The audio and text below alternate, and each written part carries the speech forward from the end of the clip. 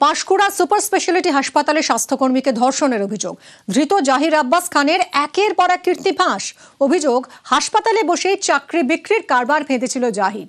অস্থায়ী কর্মীর চাকরির জন্য জাহিরকে দিতে হতো প্রায় 4 লক্ষ টাকা। সেই হয়ে উঠেছিল অস্থায়ী কর্মীদের বিগ বস।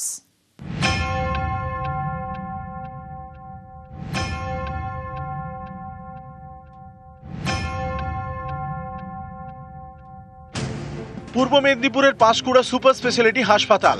এই সরকারি হাসপাতালের স্টোর রুমে এক স্বাস্থ্যকর্মীকে ধর্ষণের অভিযোগে সম্প্রতি গ্রেপ্তার করা হয় ফ্যাসিলিটি ম্যানেজার জাহির আব্বাস খানকে। সে ঠিকাদার সংস্থার কর্মী, নামেই কর্মী, আসলে বিগ বস, বড় মাতব্বর। অভিযোগ, সরকারি হাসপাতালে বসে ঠিকা কর্মীর চাকরি বিক্রি করত জাহির। মাথা পিছু নিত প্রায় 4 লক্ষ টাকা। অভিযোগ, যারা কাজে যোগ্য নন তারাও টাকা দিয়ে চাকরি পেয়ে যেতেন। এভাবে চাকরি দিয়ে জাহির হয়ে উঠেছিল ঠিকা কর্মীদের বিগ বস। ঢোকার জন্য ও টাকা নিত। কত টাকা করে? 3.5-4 লাখ এরকম।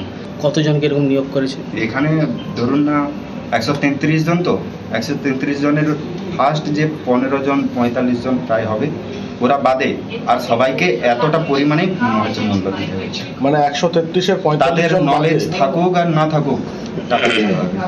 আপনারা কি ওকে ডাইরেক্ট দিয়েছিলেন টাকাটা? আমি ডাইরেক্ট দিইনি, আপনি কারো মাধ্যম হয়ে দিয়েছিলেন? ইনভেস্টিগেশন করতে গিয়ে আমরা বহু সংখ্যক পুরুষ কর্মী রয়েছে, মহিলা কর্মী রয়েছে, তাদের আমরা গোপন জবানবন্দি রেকর্ড করেছি। যে জবানবন্দিতে যে অভিযোগ উঠে আসছে, সেখানে যদি আপনি যে বললেন যদি কোনো টাকা নিয়ে কোনো লোক ঢোকানোর অভিযোগ উঠে আসছে, আমরা নিশ্চয়ই কিন্তু সেই তদন্ত করব।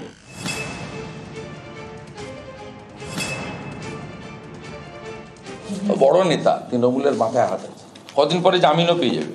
জাহির আব্বাসের সঙ্গে তৃণমূল কংগ্রেসের কোনো যোগাযোগ নেই। এর পিছনে তৎকালীন তৃণমূল কংগ্রেসের নেতা, আজকে বিজেপির নেতা তরুণ ভট্টাচার্য যুক্ত আছে। পাঁশকুড়া সরকারি হাসপাতালে স্বাস্থ্যকর্মী ও নিরাপত্তা কর্মী নিয়োগ করে একটি ঠিকা সংস্থা। সেই সংস্থারই কর্মী জাহির আব্বাস খান। জাহিরের গ্রেপ্তারের পর থেকে একে একে মুখ খুলতে শুরু করেছেন হাসপাতালের অন্য কর্মীরা।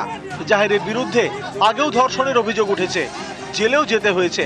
এমন ব্যক্তিকে কিভাবে হাসপাতালে নিয়োগ করা হলো তা নিয়ে প্রশ্ন তুলেছেন অনেকেই। পাঁশকুড়া থেকে ক্যামেরায় সর্বানন্দ মিশ্রর সঙ্গে সুজিত ভৌমিক, নিউজ 18 বাংলা।